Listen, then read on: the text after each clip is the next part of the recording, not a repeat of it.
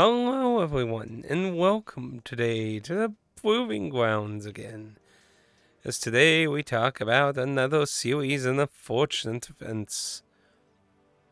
Sadly, if you're a Skullgirls fan, well, it'd be sad times, because apparently the current owners have decided to butcher the franchise in strange ways, oddly. So, if you're not familiar with Skullgirls, it is at this point, an older fighting indie title. And its two biggest selling points was that it was hand-drawn, and they were done by, I believe their name was Zontan. They were known for a adult sketch series. But, the other thing being that the cast was primarily focused on female characters with a bit of a lewdish twist to most of the characters of that. So there was a very lewdish art style to all the characters in that. So definitely not child friendly or anything at all. Now, there was, I can't remember how many years ago it was. I think about 2 or 3 years ago now that, maybe it was even 4 or 5 maybe, but one of the original creators basically got ran off. I'm not going to directly talk about that drama because I don't know too much about it, so I'm not going to really state on who's right or wrong or anything in that because I do not know. I never actually went into a whole lot about that, honestly. But some of that has gotten drugged back out because of the current controversy, which I think is a more bigger problem in the fact that is retroactively destroying a product that people paid or backed. Because this was originally a Kickstarter style game. I can't remember if it was done straight through Kickstarter, but it was a game that was brought up through a fan base. You know, they directly paid for this product. And the concept of retroactively destroying a product that you already paid for through updates and stuff is really fucking shitty, and is another reason why I like physical goods a lot better than relying on stuff like Steam. Because now, unless you completely go out of your way to ensure Steam never updates your current version of Skullgirls, you will likely be mandatory into the new stuff that they did. Now, on a gameplay level, Skullgirls isn't destroyed. The game still functions in the same the gameplay level is still the same in it. Well, of course, the bigger problem here is what your right to the product you bought. You know, if I buy a can of Coca-Cola and you swap it out for a can of Pepsi the next day, you can make the argument it's just fucking soda, but at the same time, that's not what I paid for. And I mean, that's what it comes down to, Willie. Like, you can argue that the game is still the same and shit in a fundamental level of gameplay, but the aesthetics, the meaning, story, the design of things was compromised now. So things that may have been for emotional reasons, personal reasons, who knows what particular reasons for certain aesthetics and that, are gone now. It's like one of the reasons why I'm kind of fearful, like, for example, in the direction Final Fantasy VII Remake might be going in with its story, as opposed to the original Final Fantasy VII, because I feel it's going to compromise what was a choice there in an emotional sense later in the story. But I'm not going to show a ton of clips of what got changed, because somebody already made a very excellent video on many of the changes that were already done in the game. And I'm going to link those down below and pin the comment. There were 2 videos that were very excellent on it. And what's really interesting is while these changes weren't as effective to the actual gameplay, but more so the artwork. Like, if you bought the Steam version, for example, you got this, like, digital art book. And they literally retroactively went through all the artwork and changed a whole bunch of shit. Like, that's weird. Could you imagine if someone, like, broke in your house to change your art book on your shelf? Like, that's ridiculous. Like, I mean, it's one thing to make minor changes to the actual gameplay itself, but literally changing, like, concept art and shit? Like, what? What the fuck is wrong with people these days? I just, like, what the fuck brought this on? So, guys, we need to retroactively change the fucking art book. It is offensive to the world population of Earth. Holy shit, everyone. It's just the fucking end of everything. You know what's funny, though? Somebody pointed out the fucking YouTube trailer they still use for the game still has the uncensored stuff in it, oddly enough, which is really weird. They went back to change a digital art book, but not the fucking trailer of the game on the Steam page. Now, I don't know if that's still white as of right now, but it was when they went there. That was just like, really? You scrubbed an art book, but the very first thing you see when you go to the Steam page is still showing the uncensored shit. Whether that's intentional or not, I mean, you could go into conspiracy theories and say, like, they're doing that maybe to not like immediately show something's wrong. Because to be fair, Skullgirls rating went from super fucking high to fucking plummeting. Because of course people fucking review bombed it. Now, when it comes to review bombing, I'm not really a big supporter of it, but I do feel that in certain cases, you obviously have the right to give a negative review depending on what's going on. And since the core product that was advertised was changed, I think every single person has the right to retroactively make a negative review on that. Because your product was changed.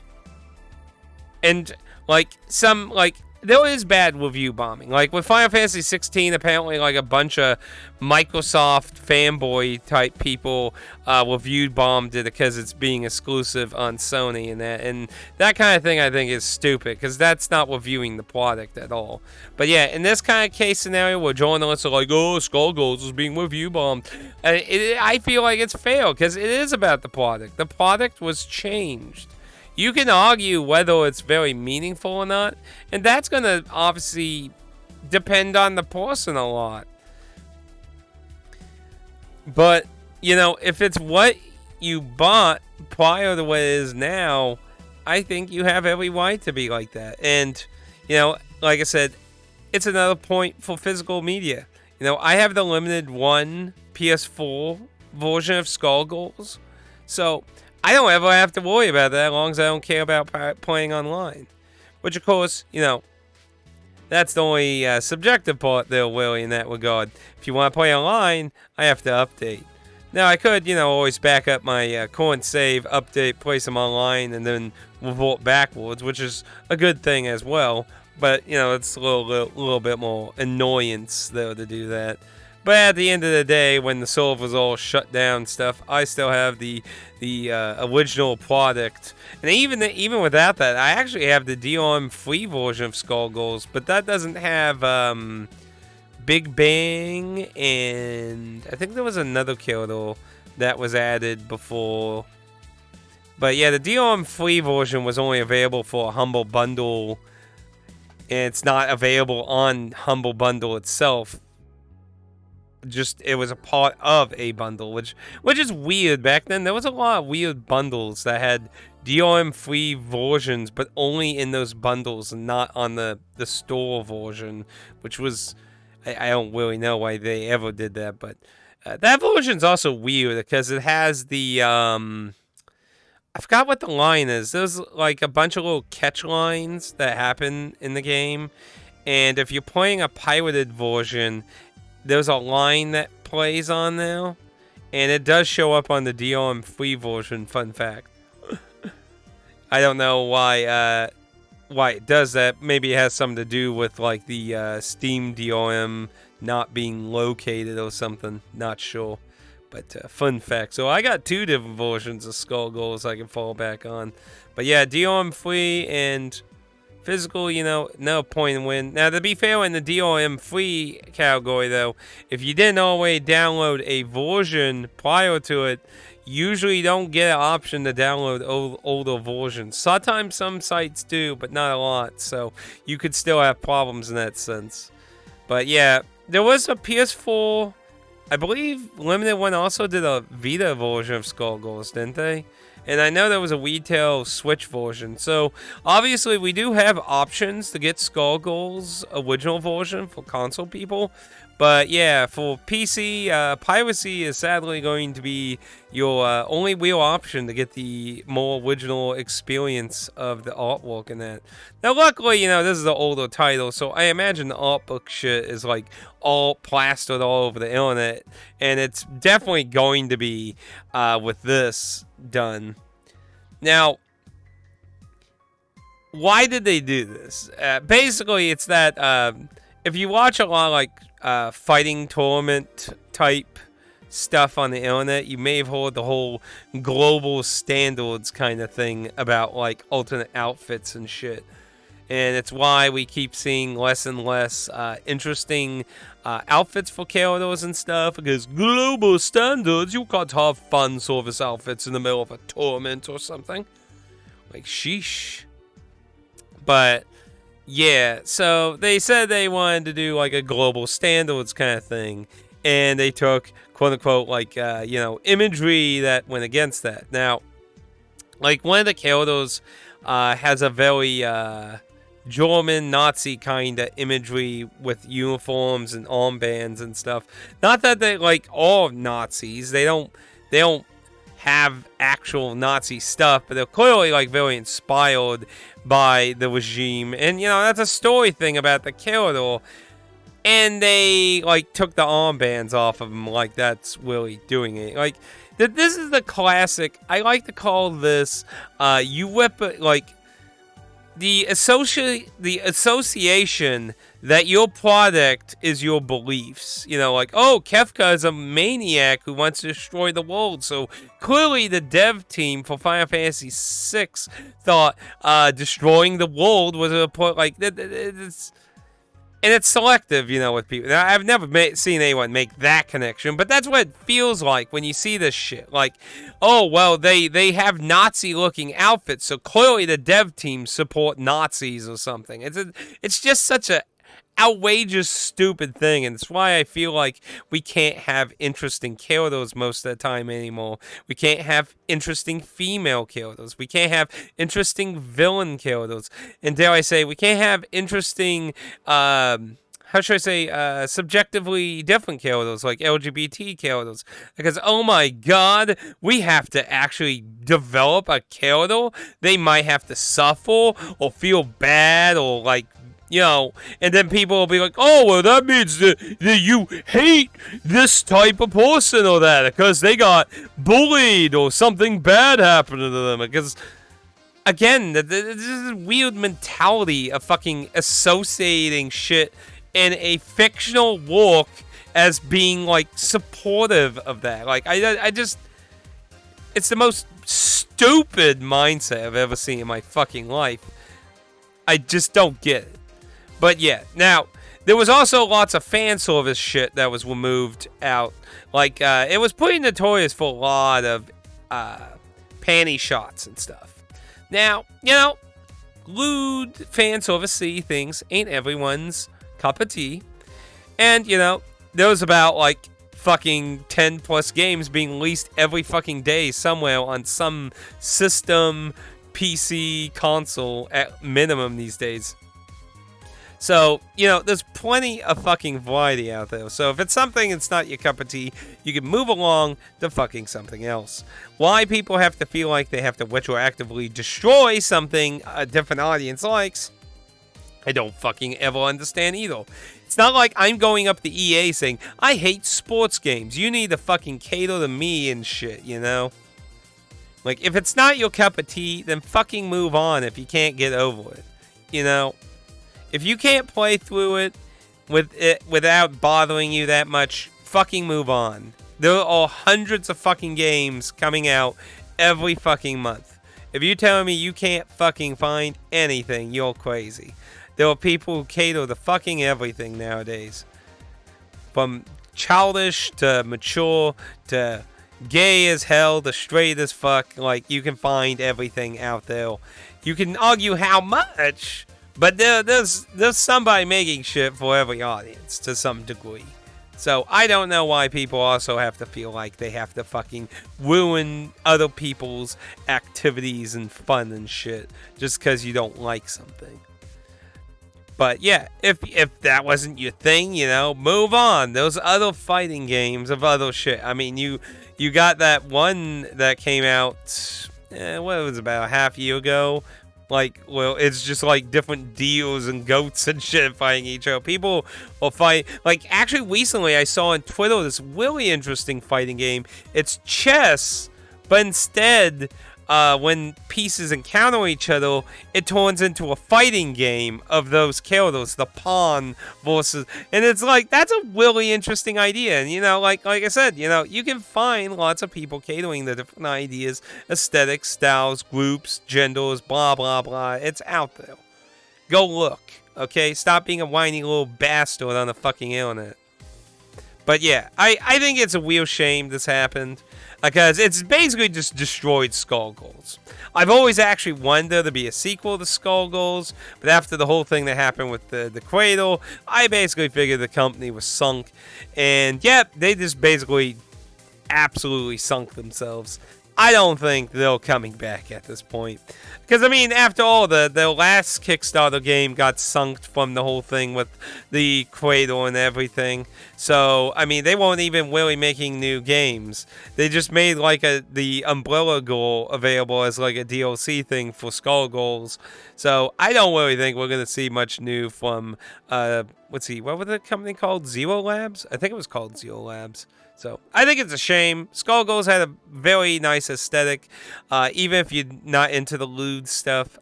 They had a lot of lovely characters and shit. And I would have loved to actually see a continuation on what the fuck the plot is, because, I mean, to be honest, the end of that shit is really fucking weird. So, it would have been nice to actually see, like, a sequel go more into that, but I don't think that's happening at this point. I think, because, I mean, the loot, it's so weird. Like, it's like, imagine taking a fucking well-known established porno and then all of a sudden you just turn it into some kid-friendly show.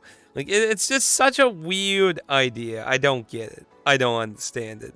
It's weird. But hey, you know, there has been weird shit like that before. I remember, I watched a history video on anime one time. The first episode of it was a pilot for a hentai series. It had a whole bunch of panty shots and stuff. And oddly enough, it grew a fan base over the more mystery aspect because, like, she was like a detective or something, like of paranormal.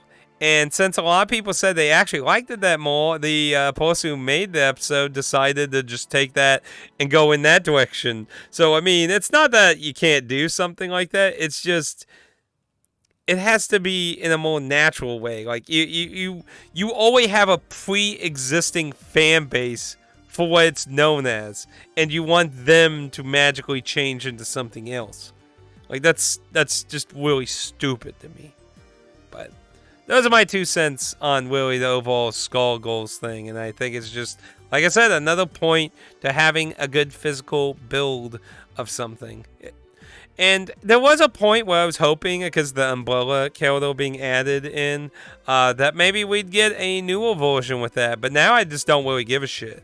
Like, I don't care. I'm happy with the one I got now. They can add as many DLC characters as they want. I don't really fucking care anymore. The company's dead to me.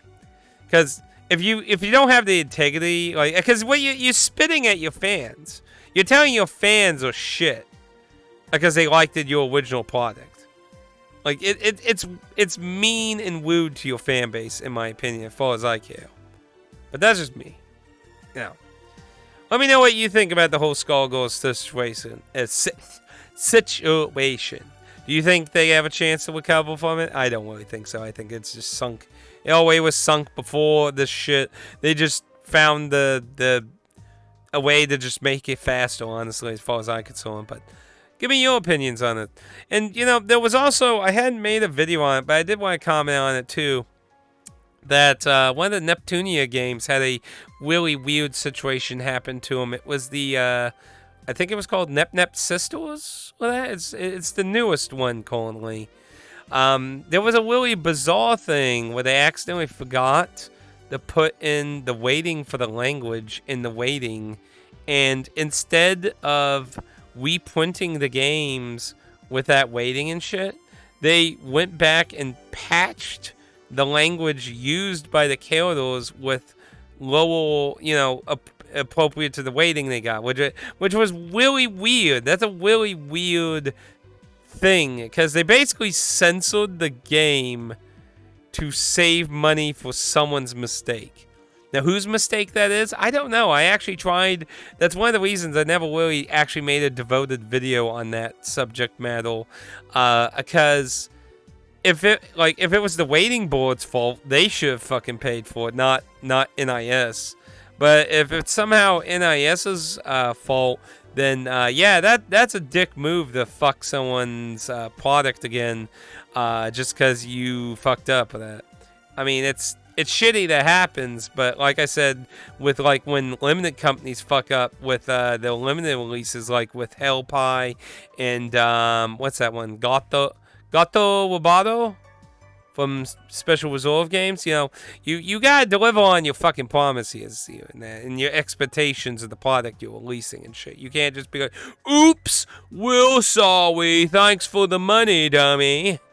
Like, that's just telling your audience you don't fucking care. So that's another weird instance where the physical version is better because it has the original stuff, and from what I understand, they even went back for voiceover stuff and changed it. So that was a weird case there, because they censored for money, not necessarily for not agreeing with the stuff they originally put in there. So that was a very strange error in that sense. But yeah, let me know what you think about the whole situation. But those are my thoughts. I think it's just horseshit. But, what can you do? It is what it is. It is a continuously growing political hellhole we live in, where people cannot just go, that exists. I don't agree with it, but I can move on. Because, I mean, there's obviously things we need to raise our voice about, like, actual terrible fucking things that I don't think I really have to mention here what counts for that kind of thing. But, like, this is the first world problem. Society isn't crumbling because Skullgirls has a panty shot and people who may be reminiscent of Nazi party, of a regime. Like, the world's not ending from a fictional video game, but, Anyway, I blabber on. Thank you, and you all have a good day. Peace. Yeah.